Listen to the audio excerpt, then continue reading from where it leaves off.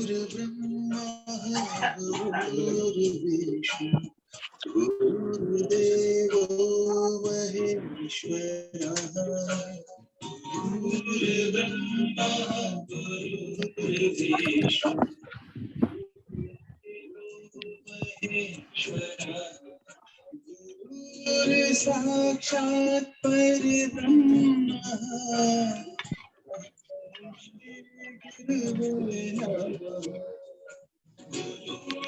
साक्षात् परब्रह्म तस्मै श्री नमः।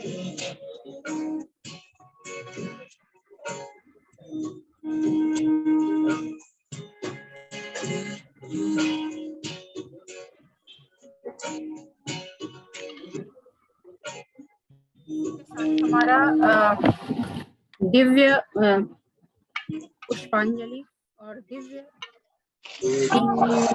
प्रज्वलन हो चुका है। आगे मैं अपने बड़े भाई आदरणीय श्री नवीन जी को आमंत्रित करती हूं कि इस कार्यक्रम को आगे बढ़ाएं।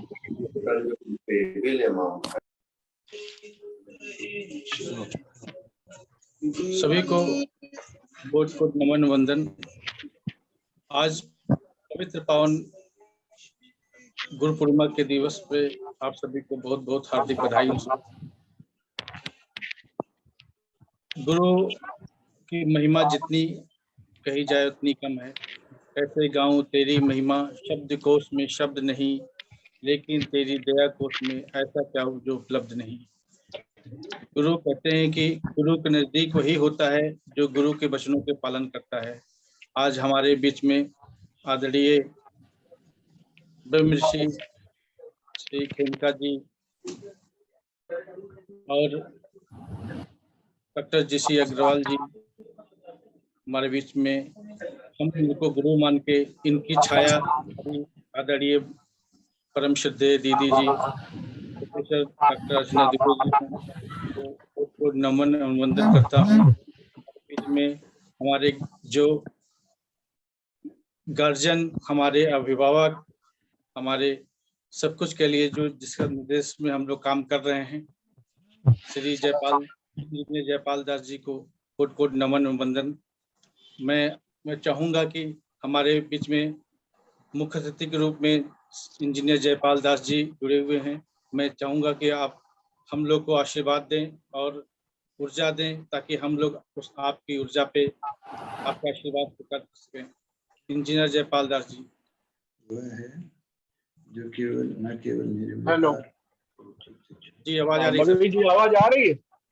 आ रही सर। हेलो हेलो, आवाज आ रही सर आपकी? सबसे पहले मैं आप सभी को, जितने भी इस ग्रुप में जुड़े हुए हैं और जो नहीं जुड़े हुए हैं, उन सबको स्वागत करता हूं। और इस समय के लिए आप लोगों ने पूर्णिमा के गुरु पूर्णिमा के अवसर पे समय निकाला अपने गुरुओं को याद करने के लिए। तो आपकी जो संकल्प शक्ति है, इच्छा है, गुरु के प्रति जो आदर है, सम्मान है, उसको मैं नमन करता हूँ। आज हम लोग इकट्ठा हुए हैं हमारे गुरुद्वय, स्पेसिफिकली श्री माता प्रसाद खेमका जी और डॉक्टर जी.सी. अग्रवाल जी। इन दोनों को श्रद्धांजलि के साथ साथ उनके श्रद्धा के रूप में सुमन अर्पित करने के साथ उनको याद करके और उनके किए हुए कार्यों को आगे बढ़ाने के लिए आज हम लोग ऑनलाइन ये एकत्रित हुए। और अगली बार हम लोग उम्मीद करते हैं कि ऑफलाइन भी जुड़ के एक दूसरे के आमने सामने रहते हुए इस कार्यक्रम को हम लोग आगे बढ़ाएंगे। तो ज्यादा न बोलते हुए मैं सिर्फ दो जो हमारे स्पेसिफिक जिनके साथ हम लोग जुड़ रहे हैं और इकट्ठा हुए हैं, उनमें सबसे पहले श्री माता प्रसाद खेमका जी हैं, जिन्होंने आज के एक्यूप्रेशर को उस जगत पे पहुंचाया है कि जनमानस के सेवा के रूप में उन्होंने इतना आगे हम लोगों को पहुंचा दिया है कि हम लोग एक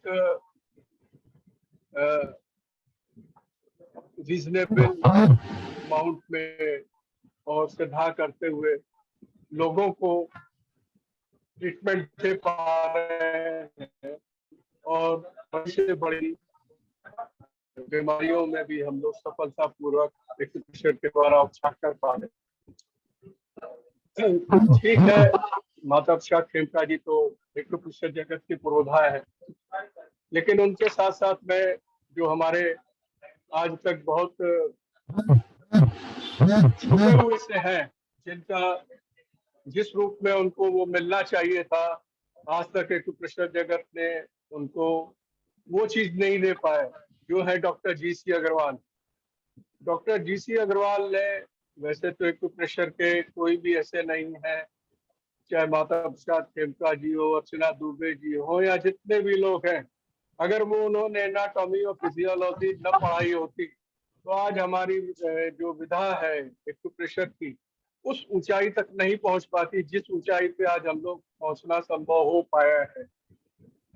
तो डॉक्टर जी.सी. अग्रवाल हमारे वो जेम हैं जिनकी वजह से हमारे एक्यूप्रेशर में वो धार आई है, और आज हम लोग मेडिकल जगत में किसी भी रूप में किसी से भी कम नहीं है और सबको compete करने में आज हम लोग इस स्थान पे पहुंचे हैं। मैं बहुत ज्यादा इसलिए नहीं बोलूंगा, डॉक्टर जी.सी. अग्रवाल का हमें मेंशन करना इसलिए आवश्यकता थी कि उस आदमी के अंदर जो कैपेसिटी थी एक मेडिको होते हुए, और उन्होंने हम लोग नॉन मेडिकोस को वो शिक्षा दी जो मेडिकल कॉलेज में लोगों को नहीं मिल पाती। तो मैं इन दोनों को नमन करता हूं और आप सभी लोगों को पुनः वो करता हूं कि आप लोगों ने इस कार्यक्रम से जुड़ा। और आज का सबसे बड़ा जो हम लोगों का एक सूत्र है कि ये संकल्प लें कि हम लोग उनके द्वारा छोड़े गए कार्यों को और आगे तक ले जाएंगे और जितना ज्यादा आगे से आगे ले जा सके, और उनकी इच्छा शक्ति और उनकी जो सोच थी उसके साथ। बहुत बहुत धन्यवाद आप लोगों को। नवीन जी को पुनः धन्यवाद देता हूं कि उन्होंने मुझे बोलने का मौका दिया। बहुत बहुत धन्यवाद सर, आपका आशीर्वाद हम सबको मिला, हम लोग कृतार्थ हुए और ऐसे ही आशीर्वाद कृपा दृष्टि हम लोग सब पे बनाए रहे हैं। हमारे बीच में के राष्ट्रीय अध्यक्ष योगाचार्य डॉक्टर रमेश चंद्रा जी हैं। मैं चाहूँगा कि उनका भी आशीर्वाद हम लोग को मिले। डॉक्टर रमेश चंद्रा सर, आप अनम्यूट कर रहे हैं अपने आप को। Doctor Ramesh Chandra sir. जी सर। परम पूज्य गुरुवर के चरणों में कोटि कोटि वंदन करते हुए आप सभी के अंतःकरण में विराजमान उस गुरु सत्ता को सादर नमन वंदन एवं आज इस गुरु पूर्णिमा के अवसर पर आप सभी लोगों को बहुत बहुत बधाई। गुरु बहुत ही अच्छा लग रहा है आज गुरुवर को देख करके, और हम लोग आज पर्व को, इस महापर्व को मनाने के लिए बैठे हुए हैं। दोस्तों, उन्होंने मना किया, बोला जब हम मांगे तब देने का, इकट्ठा उन्हीं को गुरु देंगे। बिन ज्ञान न उपजे, गुरु बिन मिटे न भय। दोस्तों, बिना गुरु के ज्ञान नहीं उपजता और गुरु बिन मिटे न भय, और गुरु के बिना भय भी नहीं हटता। और मन में अगर किसी प्रकार की शंका हो तो गुरु बिन संशय ना मिटे, जय जय जय गुरुदेव। ऐसे होते हमारे गुरु। अगर हम गुरु को प्रणाम करते हैं दोस्तों, तो गुरु को प्रणाम करने से परिणाम बदल जाते हैं। जो हमें परिणाम चाहिए, अगर गुरु का सानिध्य मिल जाता है तो गुरु को प्रणाम करने से हमारा परिणाम बदल जाता है। गुरु एक लाइट हाउस है, एक पावर हाउस है, एक प्रकाश पुंज है जो हमको एक दिशा देता है, प्रकाशित दिशा देता है। इसके लिए गुरु के प्रति श्रद्धा, विश्वास, समर्पण और निष्ठा बहुत जरूरी है।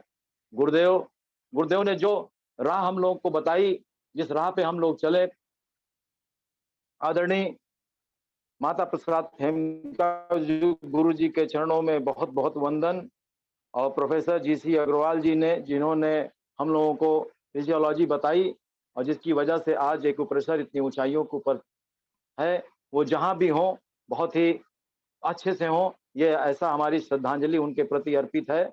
और एक शिष्य होने के नाते मैं एक संकल्प अपने पावन गुरुओं के चरणों में अर्पित कर रहा हूं। हे गुरुदेव, आपका पावन सानिध्य पाकर मेरा मोह नष्ट हो गया है, मैं अपने आत्म स्वरूप को उपलब्ध हो गया हूं।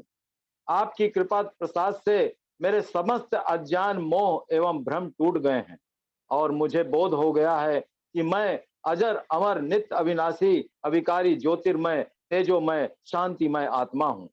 अब मैं अपने स्वरूप में स्थित हो गया हूं और अपने स्वरूप में तेरा प्रतिरूप देख रहा हूं। हे गुरुदेव, मैं आपके वचनों का संदेह रहित होकर पूर्ण रूप से पालन करूंगा। यह गुरुदेव के प्रति हमारी निष्ठा है। ऐसे ही सारे लोगों को गुरु के प्रति निष्ठा रहना चाहिए, क्योंकि गुरु ही वो है जो हमें अंधकार से प्रकाश की ओर ले जाता है।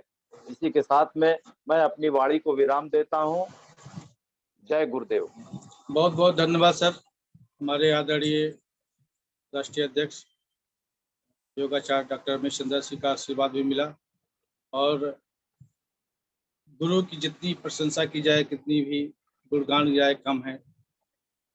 कहा गया, कबीरदास ने लिखा है, गुरु गोविंद दो खड़े काक्यो लागो पाए, बलिहारी गुरु आपने गोविंद दियो बताए। गुरु अंधकार से प्रकाश की ओर ले जाता है और हमको उस उजाले में ले जाता है, उस दिव्य दृष्टि देता है कि हम अपनी आप की पहचान कर अपने, और जहाँ जहाँ भी जाऊं वहाँ उजाला करता जाऊं और ज्योत से ज्योत जलाते जाएं, और सारे दिलों में खुशहाली, प्यार और जो नम्रता, सहनशीलता, समदृष्टि जीवन का आधार बनाए। गुरु हमेशा अच्छा, सभी को अपने जैसा बनाता है, अपना रूप बनाता है। अब मैं आमंत्रित करूंगा हमारी आदरणीय प्रोफेसर डॉक्टर अर्चना दुबे जी, जो हमारी गुरु की छाया हैं, प्रतिरूप हैं, और हम सब उनके ही आदेशों का पालन करते हुए, उनके दिशा निर्देशों पर चलते हुए, उनके ज्ञान को जो ज्योत हमको जलाई दिया है उन्होंने, वो हम लोगों तक, जन जन तक पहुंचाने के लिए भारतवर्ष में ही नहीं, पूरे देश वर्ष में, पूरे भारत, पूरे विश्व में हम उसको फैलाएं, और ये गुरु का जो संदेश है वो हम घर घर पहुंचाएं। मैं अर्चना दीदी को आमंत्रित करता हूं, वो आए, गुरु की प्रशंसा, गुरु के बारे में जो हम लोग जान नहीं पा रहे हैं, आप तो उनके बहुत करीब रही हैं, उनका बहुत करीब से देखा है, बहुत करीब से जाना है, क्योंकि आपने सारा जीवन उनके पास समर्पित किया है। मैं चाहूंगा कि अर्चना दीदी आए और हम सबको एक मार्गदर्शन करें।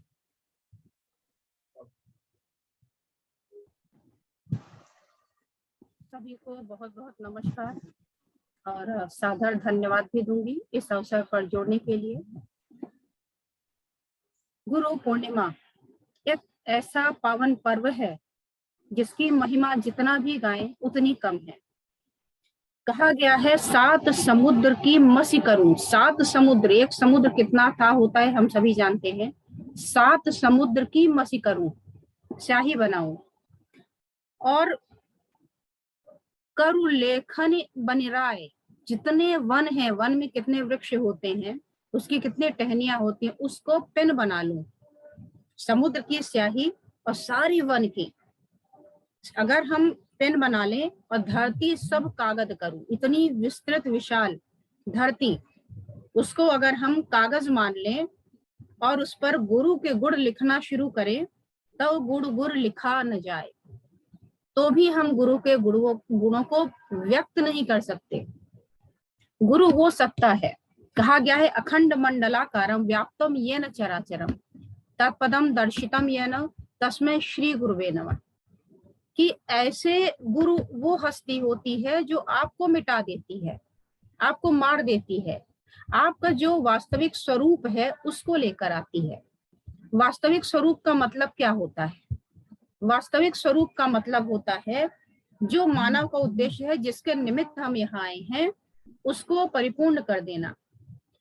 अब बात आती है गुरु पूर्णिमा का पर्व इतना विशेष क्यों है? हमारे हिंदू जो वर्ष है इसमें 12 महीने होते हैं एक साल में, और हर माह में एक पूर्णिमा आती है, और हर पूर्णिमा बहुत ही बेहद होती है खास। अगर हम बात करें अपने इंग्लिश के नववर्ष जहाँ प्रारंभ होता है जनवरी फरवरी, तो वहां पर आप देखेंगे तो पहला ही जो है जनवरी माघ वाला, माघी पूर्णिमा अत्यंत धार्मिक और आध्यात्मिक इसका महत्व है। करोड़ों करोड़ लोग यहाँ गंगा जी में डुबकी लगाने आते हैं, संगम का स्नान करते हैं। और अगर आप चैत्र से शुरू करेंगे तो चैत्र में भी हनुमान जी का जन्म उत्सव है। हनुमान जी को कौन नहीं जानता, आप सभी जानते हैं हनुमान जी को। तो क्या खास है इस पूर्णिमा में? अगर मैं बात कर रही थी चैत्र से, तो चैत्र से अगर मैं शुरू करूं तो हनुमान जन्म उत्सव, वैशाख में बुद्ध पूर्णिमा। बुद्ध पूर्णिमा, गौतम बुद्ध को आप सभी जानते हैं। गौतम जी जिस दिन बुद्ध हो गए, जिस दिन बौद्धत्व को प्राप्त कर गए, बौद्ध माने ज्ञान, जिस दिन उनको ज्ञान की प्राप्ति हुई वो था दिन बुद्ध पूर्णिमा। उसी दिन इनका जन्म भी माना जाता है। ज्येष्ठ को अगर हम देखें उसकी पूर्णिमा, तो उसमें आती है वट पूर्णिमा। वट पूर्णिमा का भी बहुत ही ज्यादा महत्व है। लोग इस दिन व्रत त्योहार ये सब अपना करते हैं। इस दिन जिसके भी ग्रह वगैरह, जिसकी कुंडली में चंद्रमा का भाव निम्न होता है, वो भी इस दिन व्रत करके अपने चंद्रमा को उच्च कर लेता है। यानी इस दिन चंद्रमा का विशेष महत्व है। चांद से ही तो ये पूर्णिमा रोशन है ना, जाना जाता है। और इसके बाद आता है आषाढ़, जो अभी आज है। तो ये जो आज का दिन है, इसमें जन्म हुआ था वेद व्यास जी का। अब आप सोच रहे वेद व्यास कौन है? नाम ही वेद है। वैसे इनका जो असली नाम था कृष्ण द्वैपायन था। ये महर्षि पाराशर और माता सत्यवती जी के पुत्र थे, और इनका एक नाम पाराशर्य भी है क्योंकि पाराशर जी के पुत्र थे। और इनका एक नाम कृष्ण द्वैपायन इसलिए था क्योंकि इनका रंग सांवला था, कृष्ण। द्वैपायन क्योंकि ये द्वीपों में रहते थे। इनका जो जन्म था एक द्वीप पर हुआ था, इसीलिए इनका नाम था कृष्ण द्वैपायन। इसके अलावा इनको हम कई और भी नामों से जानते हैं। जैसे हमने बताया पाराशर्य नाम है, एक नाम हमने बताया कि कृष्ण द्वैपायन है। ऐसे ही इनका एक नाम वेद व्यास हुआ। जब इन्होंने वेदों का प्रसार किया, इन्होंने वेदों की रचना शुरू की, तो इनको वेद व्यास कहा गया। महर्षि वादरायण बदरी वन में रहते थे, इसलिए इनको वादरायण भी कहा गया। तो एक व्यक्ति इतना अलौकिक, कितना अद्भुत, कितना व्यक्तित्वशाली हुआ होगा, सोचिए। तो उनका जन्म दिवस भी आज ही था। यानी जिसका जन्म आज के दिन हो, या अगर जन्म नहीं भी हुआ है, आज आप अपना जन्म लेना चाहते हैं, अपने आप को प्रकट करना चाहते हैं, तो आज के दिन जो कुछ भी आप चाहें वो मिलता है। इसीलिए आज के दिन का खास महत्व है। वैसे तो इसके बाद श्रावण आएगा, उसमें रक्षाबंधन होता है। इसके बाद भाद्रों के महीने में उमा महेश्वर व्रत आता है उस पूर्णिमा में। उसके तुरंत बाद से पितृपक्ष शुरू होता है, इसको भी कल्याण वाला माना गया है। इसके बाद अगर आप आश्विन की बात करेंगे तो उसमें शरद पूर्णिमा आती है, सभी जानते हैं। कार्तिक की पूर्णिमा बहुत ही विशेष होती है, महाकार्तिकी के नाम से जानी जाती है। और इसी दिन त्रिपुर नाम के राक्षस का वध हुआ, तो त्रिपुरारी पूर्णिमा भी कहते हैं, त्रिपुर पूर्णिमा भी कहते हैं। अगर आप मार्गशीर्ष यानी अगहन की पूर्णिमा की बात करेंगे तो ये भी बहुत ही विशेष होती है। और इसमें कहते हैं कि देवलोक से देवतागण पृथ्वी पर स्वयं प्रकट होते हैं, तो इसका बहुत ही विशेष महत्व है। और इसके बाद पौष पूर्णिमा, सब जानते हैं मोक्षदायिनी है पूर्णिमा, सब आकर के स्नान दान करते हैं। माघी पूर्णिमा, तो सारी पूर्णिमा बहुत विशेष है।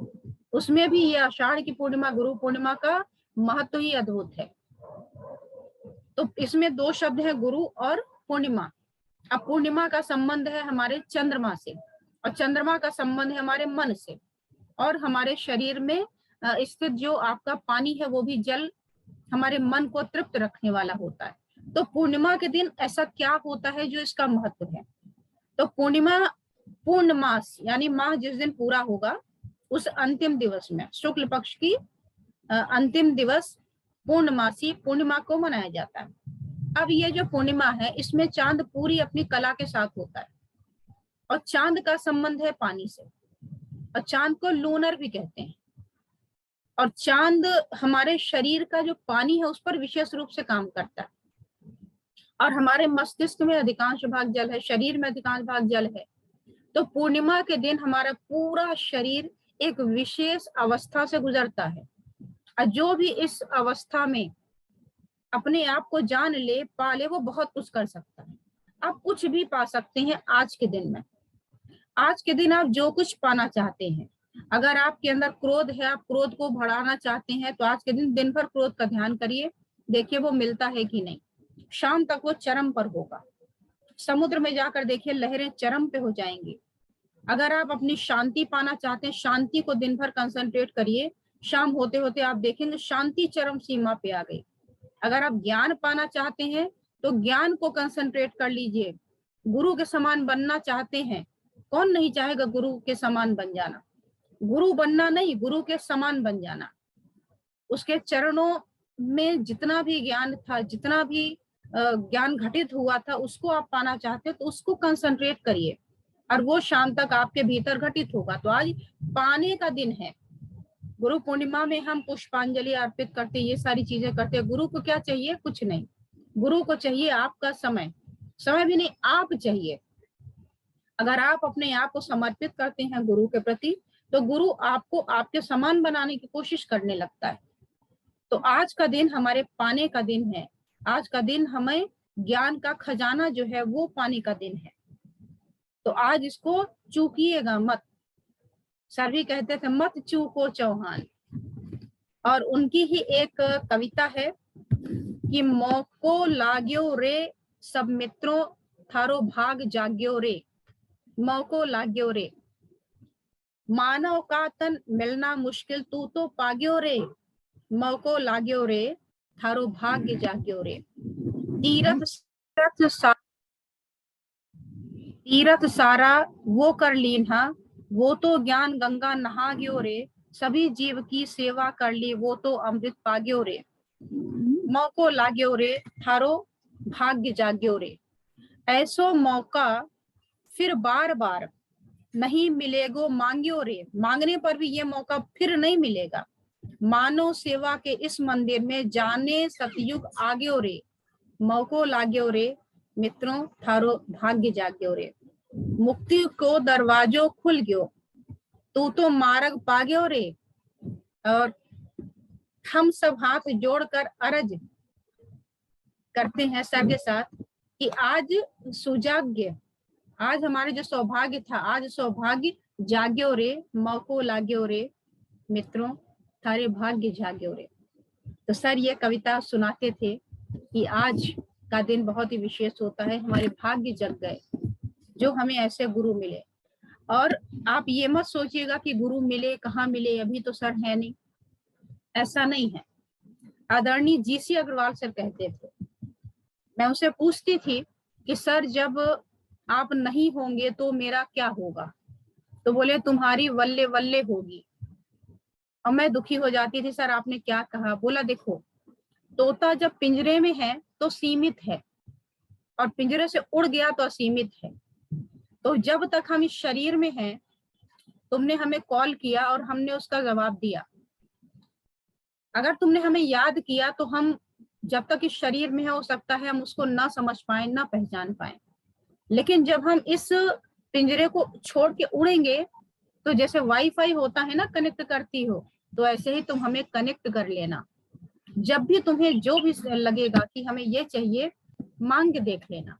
और अगर इसका आपको परिणाम देखना हो, इसका आपको प्रमाण देखना हो, तो कभी प्रयागराज में आने का सौभाग्य मिले तो आप आ जाइएगा लोकर संस्थान में, सब बैठे हुए हैं जयपाल सर, और यहाँ आकर के केवल आप दर्शन करिएगा और महसूस करिएगा कि क्या आपको कोई ऐसी अद्भुत चीज लग रही है, क्या आपको ऐसा महसूस हो रहा है कि सर वहीं कहीं बैठे हुए हैं।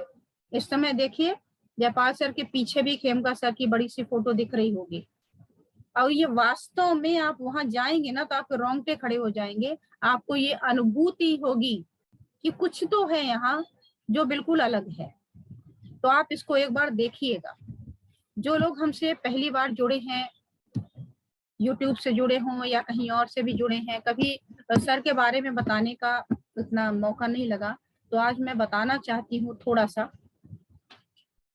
व्यास जी के बारे में तो बताया और सभी जानते हैं कि 8 ये जो हमारे 18 पुराण हैं, उपनिषद हैं, महाभारत ग्रंथ हैं, इनके रचयिता के हमारे वेद व्यास जी, और भी बहुत सारी रचनाएं हैं। इसी तरीके से हमारे एक्यूप्रेशर जगत के अगर व्यास मुनि कहें, हम भागीरथ कहें तो अतिशयोक्ति न होगी हमारे खेमका सर और जीसी अग्रवाल सर को, जिन्होंने हमें आज अपने स्वरूप का असली ज्ञान कराया है। खेमका सर का जन्म 18 जुलाई 1943 राजस्थान के एक चुरू नामक शहर में हुआ था। इनकी शिक्षा दीक्षा का प्रारंभ तो कलकत्ते में हुआ था और इन्होंने बहुत सारी डिग्रियां प्राप्त की थी। आपने एमकॉम किया था, आपने एमबीए किया था, उस जमाने में आईआईएम कोलकाता से के फर्स्ट बैच के टॉपर रहे थे सर हमारे। आईसीडब्ल्यूए किया था और एलएलबी की थी, और इनके बहुत से ऐसी रहस्य वाली चीजें छुपी हैं जिनको आप शायद कभी सुने भी नहीं होंगे। कैरियर की शुरुआत आपने पढ़ाई के साथ ही कर दिया था, पढ़ाई भी करते थे और बच्चों को पढ़ाते भी थे। 5th में होते थे तो 4th के बच्चों को पढ़ाते थे, और 6 में होते थे तो 5th के बच्चों को पढ़ाते थे। और इस तरीके से करते करते उच्च शिक्षा की लालसा लिए हुए सर ने सबसे पहले जो कंपनी ज्वाइन की थी वो थी डफ एंड कंपनी, जो आपकी कोलकाता में थी। इनकी फैक्ट्री में इन्होंने काम किया था और बाद में फिर बिरला ग्रुप ऑफ कंपनी में काम करना शुरू किया था 1982 में। स्वास्थ्य चूंकि खराब हो गया था, इतना ज्यादा बाहर भागना दौड़ना ये सब करना, तो उसके बाद फिर इन्होंने बिरला ग्रुप के अध्यक्ष पद से अपने आप को अलग करके फिर प्रयागराज में आ गए, और प्रयागराज में प्लाईवुड की छोटी सी शॉप थी सर की और उसको करते थे। इसके बाद फिर 1994 में सर की एक बार तबीयत बहुत खराब हो गई थी, बाईपास सर्जरी हुई ही थी और कुछ तकलीफें और भी थी। एक दिन अचानक से हर्निया हो गया, आते उतर गई। तो सर के मित्र ने एक बुक लाके दी थी देवेंद्र वोरा जी की, उसको सर अचानक से ही उठाते हैं, पढ़ते हैं, दबाते हैं, और इनका वो जो हर्निया था थोड़ी ही देर में गायब हो गया। और इनको इतना आश्चर्य हुआ, इतना सुखद आश्चर्य हुआ कि इन्हें लगा कि अगर ये इतनी फायदेमंद चीज है तो क्यों ना ये दूसरों को भी सिखाया जाए। तो तब से आपने इसकी शुरुआत कर दी। 1995 से पहली बार आधिकारिक रूप से एक ट्रेनिंग हुई, और तब से लेकर के अपने अंतिम महाप्रयाण तक सर ने हम सबके लिए केवल लिखा लिखा और लिखा है। 24 खंड में प्रकाशित एक्यूप्रेशर का एक बहुत ही बड़ा विस्तृत विशाल सागर हमें ज्ञान का देकर गए। छोटी छोटी पॉकेट बुक्स बहुत सारी लिख कर गए, और इसके साथ ही सर ने 24 साल इंस्टीट्यूट को दिए थे और 24 साल में 24 ग्रंथों की रचना करी। इसके साथ ही अष्टावक्र गीता पर लगभग 5000 पेज की इन्होंने टीका भी लिखी, जो दुर्भाग्य से छप नहीं पाई, लेकिन वो उन्होंने लिखी थी। तो आपको हर क्षेत्र का अद्भुत ज्ञान था। एनाटॉमी फिजियोलॉजी भयंकर ज्ञान, रोगी को देख करके अनुमान लगा लेना, रोगी को बोलने की जरूरत नहीं है, रोगी तो केवल बस आके बैठ जाए, बैठे भी नहीं, उसको चलता हुआ आके देख के वाक सिद्धि थी, जो बोलते थे वो सत्य हो जाता था। ऐसी बहुत सारी चीजें हमने लिखी। पौधों से बात करने का ज्ञान था। होम्योपैथी के प्रकांड विद्वान थे, अच्छा खासा नॉलेज था होम्योपैथ का। तो जो हमने कहा ना 7 समुद्र की मसी करूं और लेखन सब बन रहा है, पूरा जंगल ही हम कर दें उसके बाद भी गुणगान करें तो नहीं कर सकते। अब मुझ जैसे छोटे प्राणी में इतनी सामर्थ्य कहाँ कि हम उनके एक एक बातों को और आपके समक्ष ला सके। फिर भी जो छोटी बुद्धि में समा पाया, समझ में आया, वो हमने आपके सामने बताने का एक छोटा सा प्रयास किया है। आगे हम नवीन सर को फिर से आमंत्रित करते हैं कि वो आगे के कार्यक्रम की रूपरेखा बताएं।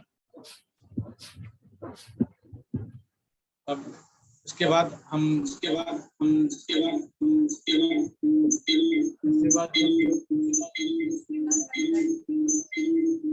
अपना मोबाइल थोड़ा सा भैया दूर कर दीजिए। जी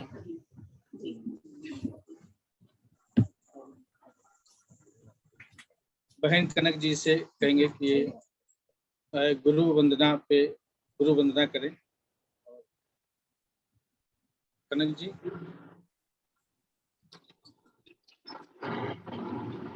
बहन कनक जी। नमस्कार। आज गुरु पूर्णिमा के अवसर पर हम सभी यहाँ एकत्रित हुए हैं गुरु पूर्णिमा की स्तुति करने के लिए, गुरु वंदना करने के लिए। और हम सभी के जीवन में, हर किसी के जीवन में गुरु की बहुत बड़ी महत्ता है। कहते भी हैं कि गुरु ब्रह्मा गुरु विष्णु देव महेश्वर गुरु साक्षात परब्रह्म तस्मै श्री गुरुवे नमः। और आगे से कहते भी हैं कि गुरु की कृपा गुरु भक्तों के बिगड़े काम बनाती है और गुरु की कृपा गुरु भक्तों के रसना बनकर गाती है। जब गुरु की कृपा मनुष्य के जीवन में हो जाता है, प्रत्येक व्यक्ति के जीवन में हो जाता है, तो वो रसना बन के, जैसे जैसे वो चलते हैं वैसे वैसे वो रसना बन करके बाहर निकलती है।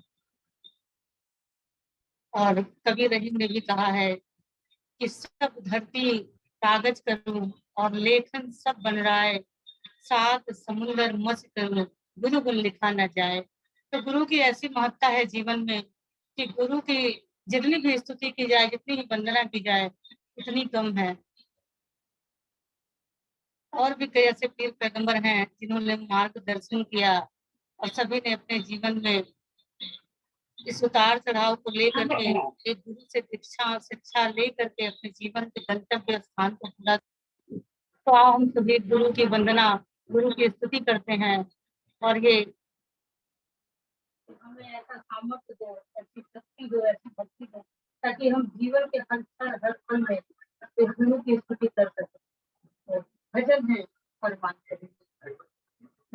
सबसे उत्तम गुरु की पूजा, सबसे पावन गुरु की पूजा, सबसे उत्तम गुरु की पूजा, सबसे पावन गुरु की पूजा, गुरु की पूजा है सुखदाई, गुरु की पूजा है रंगलाई, गुरु की पूजा है सुखदाई, गुरु की पूजा है रंग। गुरु है राजी तो सब है राजी, गुरु बिना ना है कोई दूजा, है सबसे उत्तम गुरु की पूजा, है सबसे पावन गुरु की पूजा। गुरु है भक्ति का एक मंदिर, गुरु दया का है एक समंदर, गुरु है भक्ति का एक मंदिर, गुरु दया का है एक समंदर। ये दीन बंधु कृपा के सिंधु, हो ध्यान तेरा हमें हमेशा, है सबसे उत्तम गुरु की पूजा, है सबसे पावन गुरु की पूजा।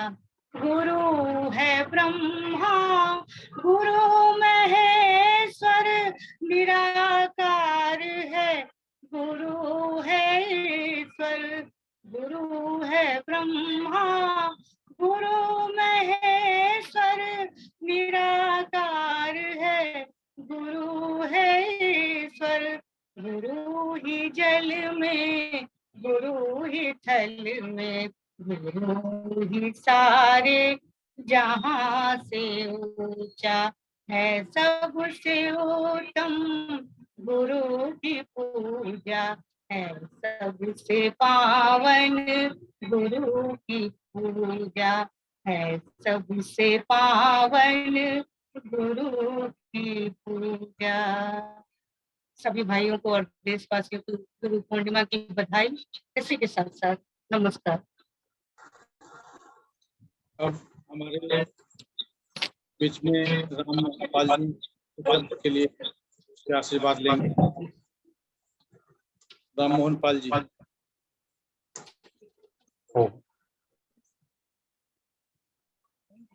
आज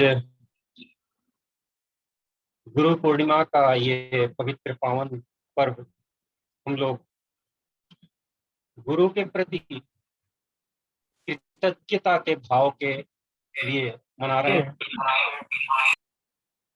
सर्वप्रथम उस परमपिता परमेश्वर को हम नमन करते हैं, बहुत बहुत धन्यवाद करते हैं, जो सब पिताओं का पिता और गुरुओं का गुरु। आज हम ये गुरु पूर्णिमा का पर्व मना पा रहे हैं तो उसकी कृपा है। हमें अपने सारे गुरुओं का, हम अपने जीवन में बहुत सारे गुरुओं के सानिध्य में रहते हैं और उस गुरु से कुछ न कुछ सीखते हैं। कहते हैं कि सारा जीवन मनुष्य कुछ न कुछ सीखता ही रहता है और हर मोड़ पर, हर राह के लिए एक गुरु की आवश्यकता होती है, एक सच्चे गुरु की। तो हम लोग इस गुरु पूर्णिमा के अवसर पर हम अपने अपने गुरुओं के, अपने अपने माता पिता के चरणों में नमन बंदन करते हुए मनाते हैं, खुशी पूर्वक मनाते हैं, उल्लास पूर्वक मनाते हैं। ऐसे ही हमारे गुरुओं के गुरु ब्रह्मर्षि खेमका जी हुए, जिन्होंने एक्यूप्रेशर के अनावरण का काम किया। एक्यूप्रेशर विधि, जैसा कि हमारे गुरु, सखा,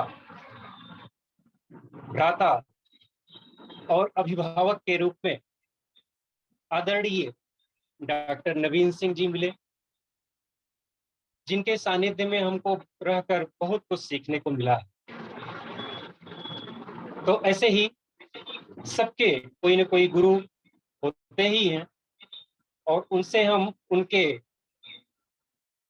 जो गुण हैं उनको ले सकें, ऐसा ईश्वर की कृपा सबके ऊपर हो। कहते हैं गुरु ब्रह्मा गुरु विष्णु गुरुर्देव महेश्वर गुरु साक्षात परम ब्रह्म तस्मै श्री गुरुवे नमः। तो ऐसे गुरुओं के चरणों में नमन करते हुए, उनके आभार को अपने जीवन में मानते हुए और उनके गुणों को अपनाते हुए हम अपने जीवन को धन्य कर सकें, ऐसा हम लोगों को आचरण करना चाहिए। किसी ने गुरु के सिर्फ एक शब्द को अपनाकर और भाव विभोर होकर गाया कि पायो जी मैंने राम रतन धन पायो, पायो जी मैंने राम रतन धन पायो, वस्तु अमोलक दी मेरे सतगुरु, वस्तु अमोलक दी मेरे सतगुरु।